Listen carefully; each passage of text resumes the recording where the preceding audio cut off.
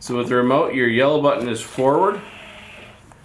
Your side buttons will turn it to each side. The bottom button is reverse. And your middle button is the horn. So the remote can be used to send it away from you once you've sat down somewhere. It can also be used to drive it up into a ramp, into the back of a van, onto a lift gate.